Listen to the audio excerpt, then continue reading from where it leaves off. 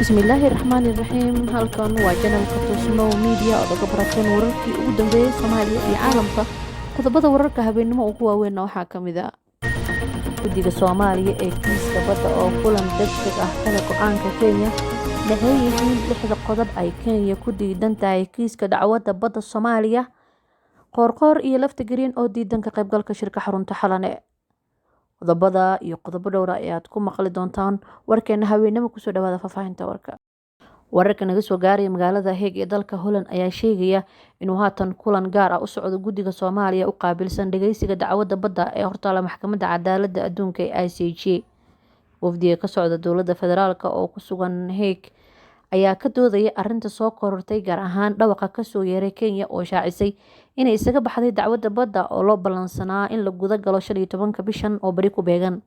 Guddiga ka socda Soomaaliya ayaa la filayaa in ay kulankan ku soo bandhigaan go'aankooda ku aadan hortegitaanka waqtiga ballanta maxkamadda ICJ. Kiiska badda oo marar kala duwan dib u dhacay ayaa si weyn isha loogu hayaa iyadoo haatan laga wardhowrayo go'aanka dowladda federaalka ee Soomaaliya iyo midka maxkamadda cadaaladda adduunka ee marka magaceeda la soo gaabiyo loo yaqaano ICJ. Kenya ayaa u sababeysay go'aankeeda cudurka COVID-19 maxkamadda oo u xaqlinaysa Soomaaliya iyo doodda ay ka keentay garsoore Cabdiqawi Axmed Yuusuf oo ah Soomaali. Si kastaba wafdiga Soomaaliya matalaya waxaa ka mid ah ra'iisul wasaare ku-xigeenka Soomaaliya Mahdi Maxamed Guuleed, xeer ilaaliyaha qaranka, danjiraha Soomaaliya qaramada midoobay, ergeyga gaarka ah geeska Afrika, badda cas iyo gacanka cadmeed, xeer ilaaliyihii hore ee qaranka iyo sidoo kale wakiilo kala duwan ee Soomaaliya ka socda. Madaxweynaha Soomaaliya Mudane Maxamed Cabdulaahi Farmaajo ayaa diidan shirka Xalane oo uu ku xiray shuruud ay kala shaqeynayaan qaar ka mid ah madax goboleedyada. Madaxweynaha ayaa doonaya in shirkaasi uu ka dhaco madaxtooyada Soomaaliya isagoo tagista Xalane u arka mid dhaawacaysa sumcadiisa kadib markii ay sidaa dalbadeen Siciidan iyo Axmed Madoobe. Sarkaal ka tirsan fila Soomaaliya iyo xildhibaano ku dhow madaxweynaha ayaa sheegay in madaxweyne Farmaajo uu diiday inuu la kulmo Siciidan iyo Axmed Madoobe oo kaliya isla markaana uu dalbaday in ay yimaadaan dhammaan madaxda kale. Sidoo kale wararka aan helnay ayaa sheegaya in madaxweyne Farmaajo uu madaxda maamulada ee taabacsan ku amray in aysan imaan shirka ama ay dalbadeen in loo soo wareejiyo fila Soomaaliya. Madaxweynaha waa diidan yahay in uu ka qayb galo shirka waxa uuna saaxiibadiisii kale ku amray inaysan imaanin waxaana muuqata caqabado badan oo ku horgudban qabsoomidda shirkan ayuu yiri xildhibaan ka tirsan golaha shacabka ee baarlamaanka Soomaaliya oo la hadlay.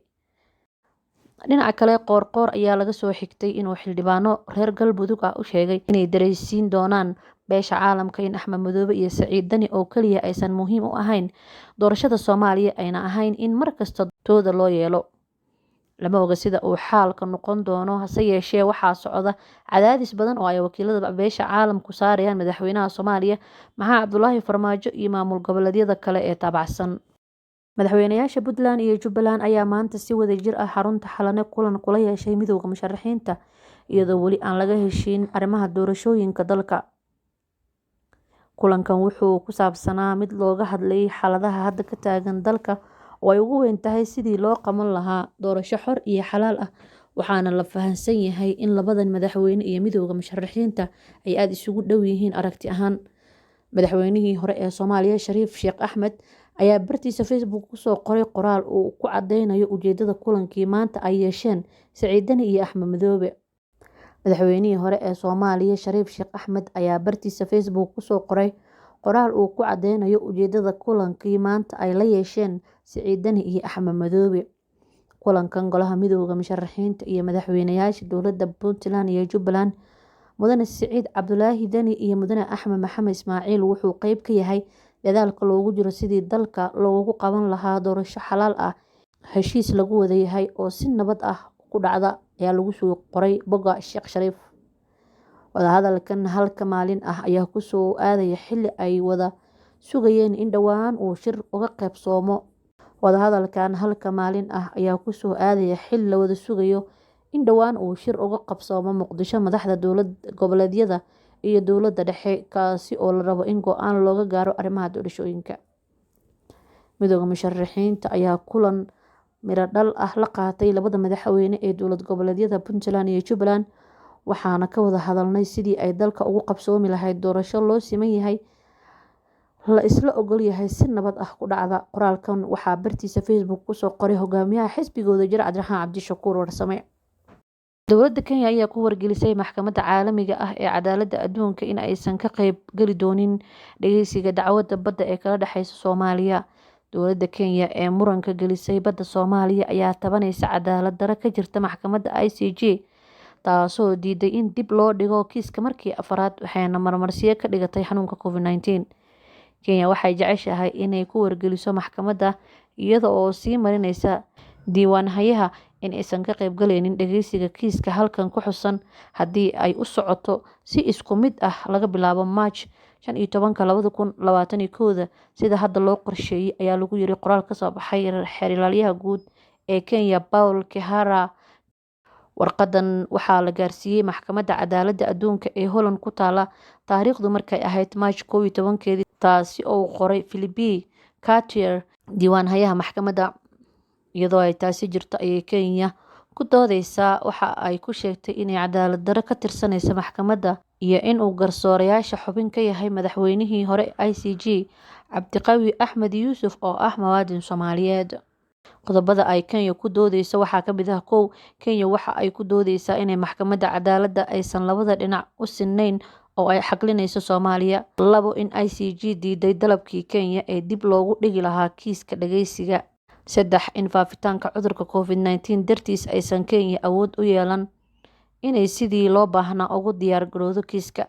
4. Kenya ayaa ku dooday cudurka COVID-19 dartiis miisaaniyaddii dalka ay gaartay waxyeello weyn, taasi oo saameyn ku yeelatay u diyaargarowga Kenya ee ah inay kiiska iska difaacdo sida qoraalka lagu yiri. 5. Kenya ayaa sheegtay in kiiskeeda uu ku dhisan yahay inay qayb sawiran ahaan wax uga muujiso, sidaa darteedna aan fulin karin fiidiyow. 6. In garsoore Cabdiqaawi Axmed Yuusuf oo ah Soomaali uu ka qayb yahay garsoorayaasha kiiska, iyadoo ay sheegtay in ka qaybgalkiisa aysan Kenya siinin kalsooni. Inkastoo ay Kenya kala laabatay, haddana maxkamadda ICJ waxa ay sii wadi kartaa dacwadda oo waxay sameyn kartaa xukun iyadoo adeegsanaysa doodihii ay Kenya horey u gudbisay. Ugu dambeyntiina, ilwareedyo muhiim ah ayaa waxa ay sheegayaan in madaxweynayaasha maamulada Galmudug iyo Koonfur Galbeed ay diidan yihiin shirka la qorsheeyay inuu dhaco magaalada Muqdisho, kaasi oo looga hadli doono muranka la xiriira doorashada Soomaaliya. Saraakiil ka tirsan dowladda Soomaaliya iyo maamulada Koonfur Galbeed iyo Galmudug ayaa noo sheegay in ilaa hadda ay qoorqoor iyo laftigerin ku maqan yihiin dalka Turkiga, isla markaana aysan qorshuhu ugu jirin in ay soo baxaan dhowaan si ay uga qayb galaan shirka muhiimka ah ee looga hadlayo doorashooyinka dalka. Weli ma go'aansan inaan imaano, haddii ay dhacdana waxaan qaadan doonaa waqti si ay noo sugaan inta aan sugi jirnay Siciid Dani iyo Axmed Madoobe, ayuu yiri mid ka mid ah saraakiisha ku dhow qoorqoor. Inaan muhiim nahna ayaa rabnaa inaan dareensiino beesha caalamka si aan muhiim loogu arkin oo kaliya qofkii wax diida. Dani iyo Axmed Madoobena waxaan rabnaa inaan tusino sugitaankan dhibka ay leedahay maadaama aan weligeen anaga sugi jirnay, ayuu yiri. Cabdicasiis Xasan Maxamed iyo Axmed Cabdi Kaariye ayaa muddo ka badan 10 maalmood waxay ku sugan yihiin dalka Turkiga, iyadoo ay xusid mudan tahay in ay ahaayeen madaxda ugu horeeyay ee iska xaadiriyay goobaha lagu qabanayay shirarka doorashada Soomaaliya. Qoorqoor iyo laftigerin ayaa sidoo kale qorshaha uu yahay in xitaa marka ay yimaadaan Muqdisho ay dalbadaan in shirka uu ka dhaco fila Soomaaliya oo aysan doonayn inay uga qayb galaan xalane. Intaa ayaynu kusoo gabagabeynaynaa warkeena habeenimo. Wassalaamu calaykum waraxmatullah.